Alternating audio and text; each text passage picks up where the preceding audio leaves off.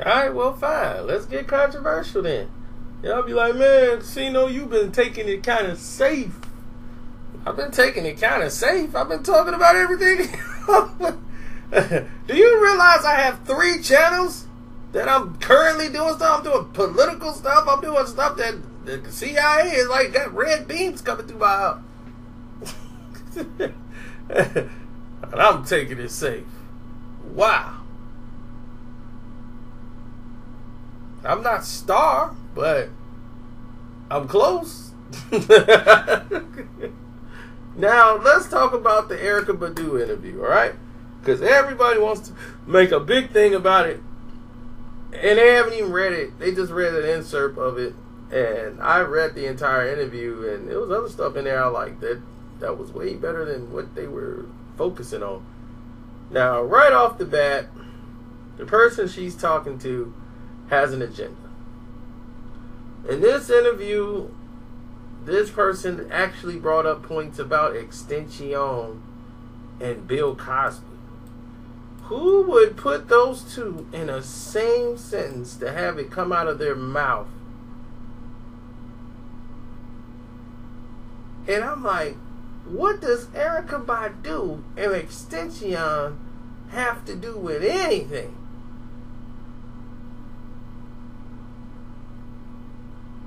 And then she's like, okay,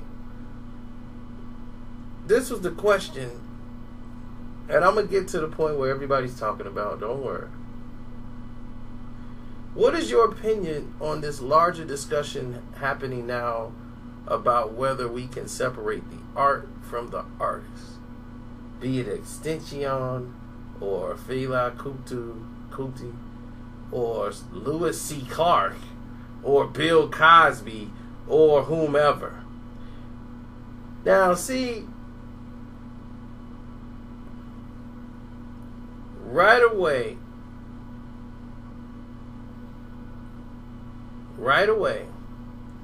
he was on a road of an agenda. Who would put Lewis C. Clark and Bill Cosby together and mention that with Extension? And why was his name even thrown in there? But anyway, we're not even going to go down that road. But whom would ever do that? You could tell there was a certain agenda here.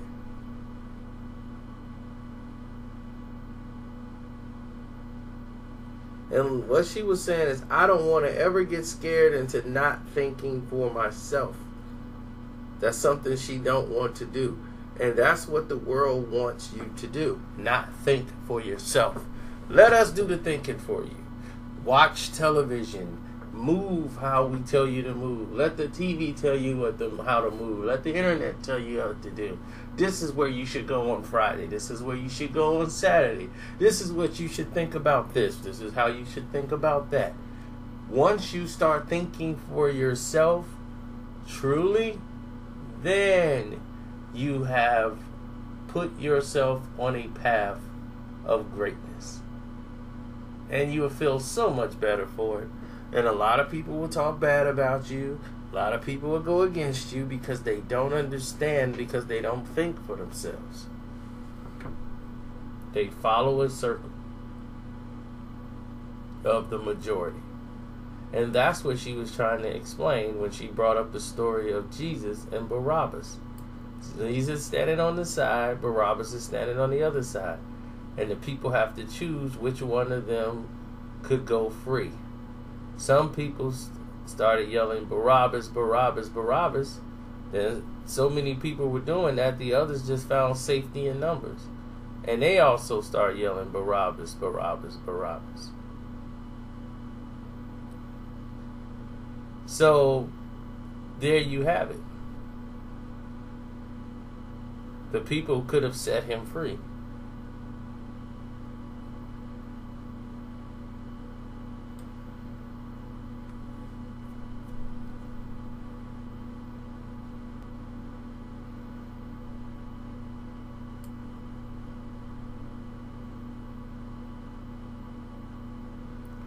So, with that being, well, with that being said, I'll go into the rest of the controversy that you guys are all waiting we get to. But this was a way to segue how he was going to dive deep down into trying to talk her into the Israeli press and everything else. Because you could tell, I have never met this person that's doing the interview, but I can assume that this person is Jewish.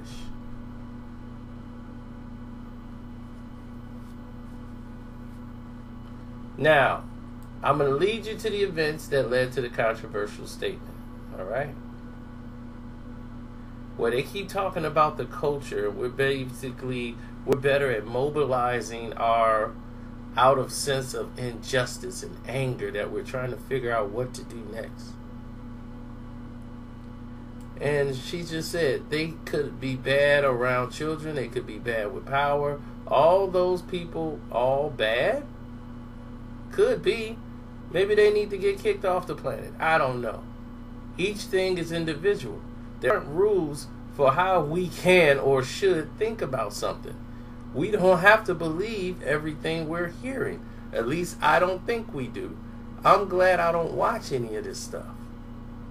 And she's like, the news you mean, right? Everything. I read the description of the empath of it, and I think I fit the description pretty well. It's about absorbing people's feelings. So the interviewer's confused because it's not going the way he wants this to go. But that means we shouldn't speak up when people, even good ones, do bad things or express hurtful ideas. When I was doing research for this interview, this is a slightly awkward question. She said, you can ask me anything. So that opened the door. Okay, thank you. I know this is maybe a weird pivot, but I think it's relevant. See, right away, that was what he was doing. He wanted to be Pandora's box. When she said, you can ask me anything, he just lit up with joy. When I was doing research, I came across an article from after you've gone to Israel. Why would this be the one you... Okay, well, let me just continue. Where the Israeli press was linking you to Louis Farrakhan and his alleged anti-Semitism. And it seemed that you were being criticized for defending him rather than denouncing anti-Semitism. I don't know if those reports were accurate, but is it valid to criticize the hurtful idea in an instance like that, even if you respect the person who holds that idea? And she said, absolutely, but I never made a statement about Louis Farrakhan ever. What you're talking about is what happened in Palestine. At the time, the working title of her album was called Savior's Day, which is a holiday for the Nation of Islam, but it's also her birthday. So she had went to Palestine, and the journalist asked her, do you believe in Louis Farrakhan? Like, do you follow him? She said, sure I do. I'll follow anyone who has positive aspects. He single-handedly changed half of a nation of Islam to clean eating, clean living, caring for the families. He has flaws like any man. But I'm not responsible for that. I said I appreciate what he's done for all the black Americans. I mean, I'm not Muslim. I'm not Christian. I'm not anything. I'm an observer who can see good things and bad things. If you say something good about someone, people think it means that you've chosen a side. But I don't choose sides. I see all sides simultaneously. And that just don't fit the agenda of where this interviewer was trying to go. So he was like, well, that's not something most of us are good at. And then she takes it even further as she throws it something back at him for asking this question to make him feel very uncomfortable, because she must know this guy is Jewish. That's why he brought and dug it up. So she threw this right back at him as a sharp dart to say, okay, since you're doing this interview and you should know this, And you're basically co-signing the idea like that's not something most of us are good at. And she said, we're not. And I'm okay with that. But I'm also okay with anything I have to say about Louis Farrakhan. But I'm not an anti-Semitic person. I don't even know what anti-Semitic was before I called it. Before I was called it. You know? I'm a humanist. I see the good in everybody. I saw something good in Hitler. Boom! Boom! Boom! Now you got everybody up in arms. Come again? Come again? Yeah, I did. Hitler was a wonderful painter. No, he wasn't. And even if he was, what would his skill as a painter have to do with any good in him? Okay, he was a terrible painter. Poor thing, he had a terrible childhood. That means that when I'm looking at my daughter Mars, I could imagine her being in someone else's home and being treated so poorly and what that could spawn. And I see like that. I guess it's just the Pisces in me. I'm perfectly willing to accept that you might be operating on a higher moral plane than I am. But I think going down the route of Hitler was a child once too is maybe turning the idea of empathy into an empty abstraction. Maybe so. It doesn't test my limits. I can see this clearly. I don't care if the whole group says something. I'm going to be honest. I know I don't have the most popular opinion sometimes. But you don't think someone as evil as Hitler, who did what he did, has forfeited the right to other people's empathy? Why can't I say what I'm saying? Because he did such terrible things? Well, yes! But it's also disheartening to hear you say that at a time like now when racism and anti-Semitism are such in the air. Why would you want to risk putting fuel on that fire? You asked me a question. I could have chosen not to answer. I don't walk around thinking about Hitler or Louis Farrakhan, but I understand what you're saying. Why would you want to risk fueling hateful thinking? I have a platform. I would never want to hurt people. I would never do that. I would never even imagine doing that. I would never even want a group of white men who believe that the Confederate flag is worth saving to feel bad. That's not how I operate. Oh gosh, if you can understand this level of thinking, this is excellent. I appreciate that. But the real struggle with the idea of how much we're supposed to make an effort to understand or have empathy for people who have dangerous, backwards, or hateful thinking, you want to take the moral high ground, but sometimes that also feels the same as ceding territory. You got that Pisces in you. That two fish. I am Pisces, actually. I thought so. So am I. One fish swimming upstream while the other one swimming downstream. We're all living in this continuity, the reality. We want to live a certain way or do a certain thing, and we don't believe we are emotionally attached to how the group thinks. The hive mentality takes over. But you know what's right in your mind and your heart, and you're strong enough to detach from the hive, then sometimes, just sometimes, you may be able to do the right thing. Oh my gosh. This is exactly the type of interview that's going to make everybody go crazy. So immediately, everybody took all of this stuff out of context. And there's other stuff in here that I liked in this interview way before this. But people want to focus on the Hitler stuff. So fine, let's talk about the Hitler stuff. Right? Because that's what you guys want to focus on. So, this is why people are like, why don't you talk about her talking about Hitler? Because that's the only thing you guys saw. So, let's talk about Hitler. Now,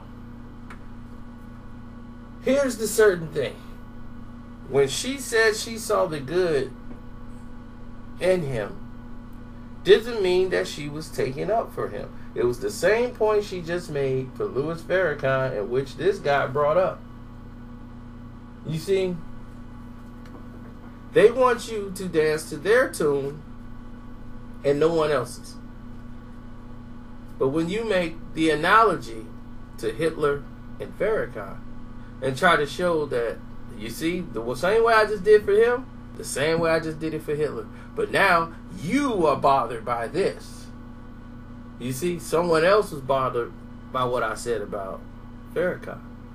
But who did Farrakhan kill? Who did he order to die? What did he do? But yet, you dislike this man just as much as you dislike this man. As far as evil and everything, you say the same things about this man who's done basically no crime, hadn't committed a crime, hadn't told people to be violent, tried to get people to eat clean, pray, and do those things, versus a guy who ordered murder and genocide and did everything that he did.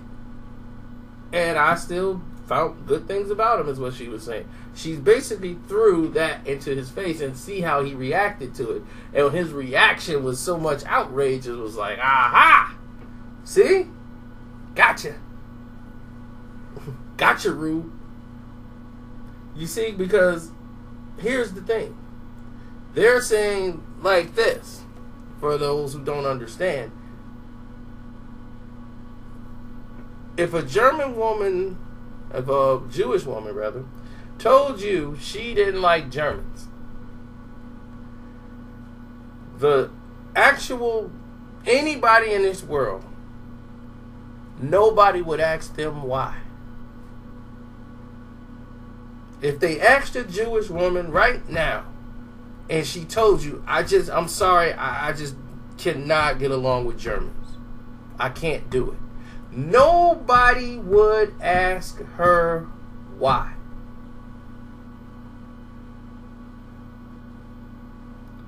Let a black person say, I'm sorry, I just can't get along with white people. I can't do it. Why? Why would you do that? Why? Because of slavery? Let it go. That was 400 years ago. Oh my God, you're still holding on to that? One, it wasn't 400 years ago. Slavery was over 400 years. And we still ain't treated right. Dr. King only been dead for 50 years. There's still 50 more years. There's people that still marched with him walking around.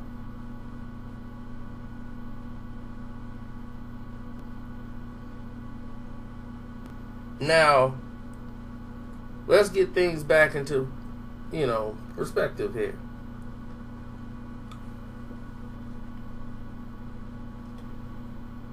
It's okay for that to happen, which that happened for the amount of years of genocide that happened with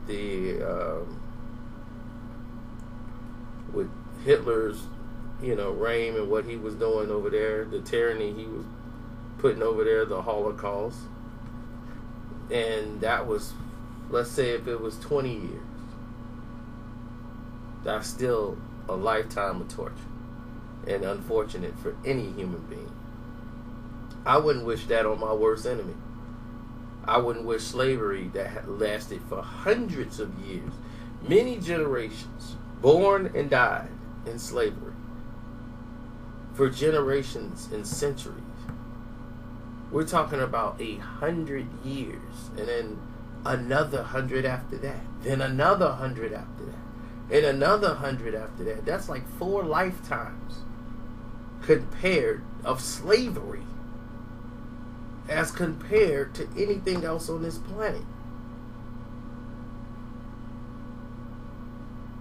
4 generations of slavery compared to something that lasted not even a lifetime.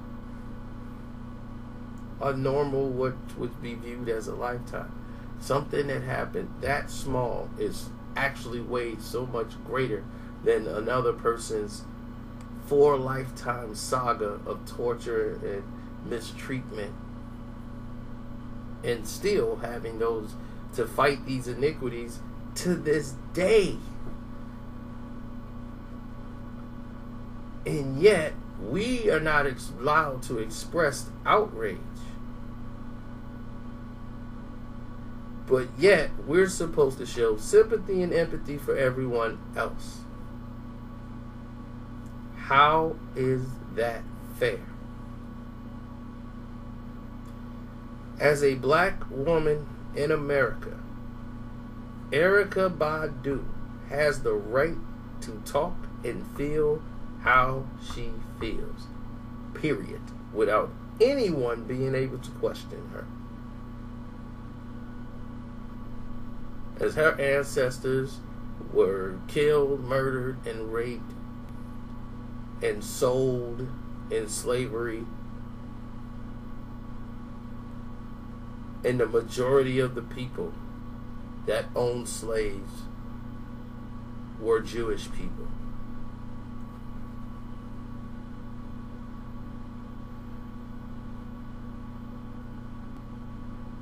The majority of the slaves were owned by Jewish people.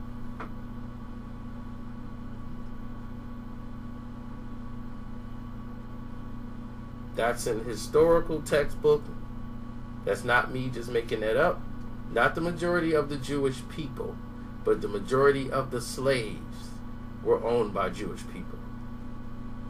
If you could understand that, because they will twist it on you. As they tried to twist it and said, you said that 70% of the Jews owned slaves, which is not true, but it was like 70% of the slaves were owned by Jewish people.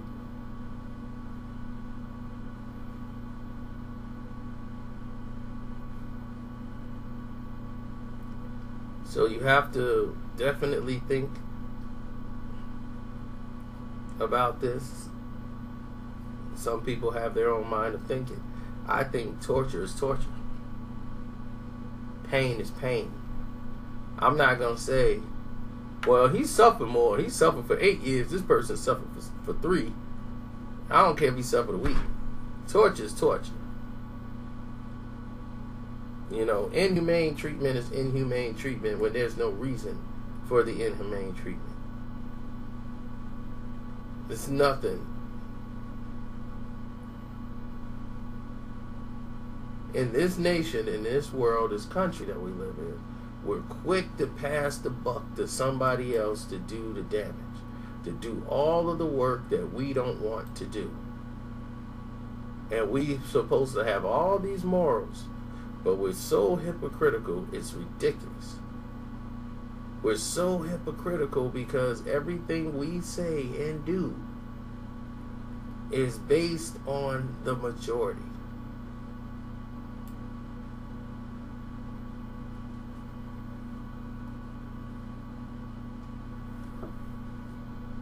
So it works in different ways. And what I mean is this. We sit there and saw planes go into buildings, right? The very next day, we as Americans have never heard of the name Osama bin Laden.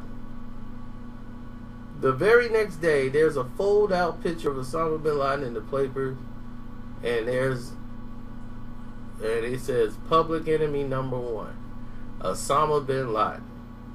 And the next day, this whole country hated him. And they didn't want to, they had no evidence, never seen any evidence that this person did anything. Not one person was saying, well, I won't say that. The majority of the people that were talking about murdering him.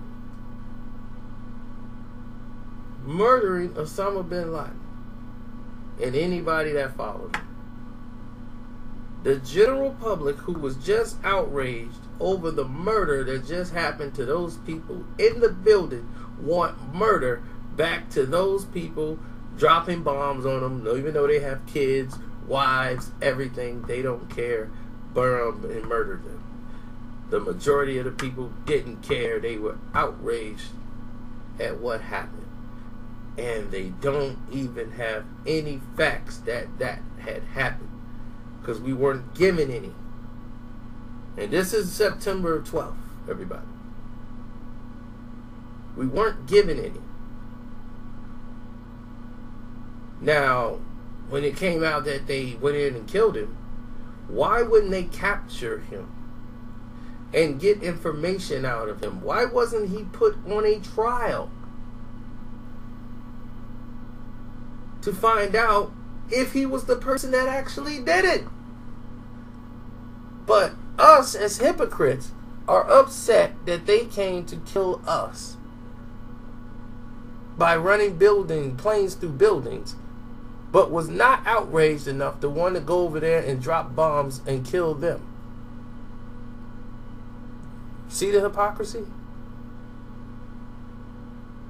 So justice to you is eye for an eye, even though it's not what it means in the Constitution. It's not what it means by law.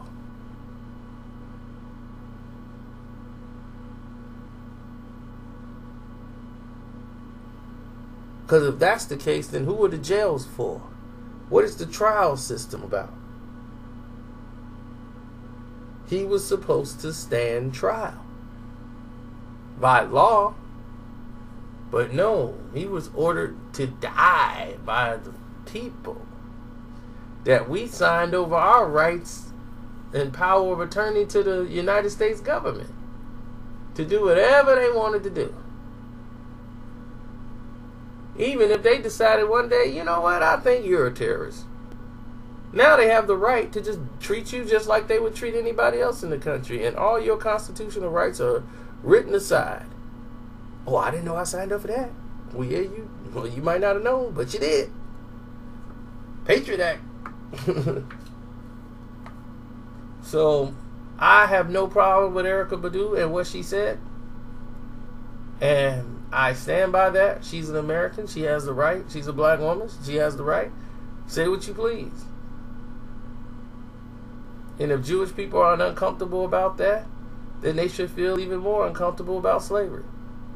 I'm out.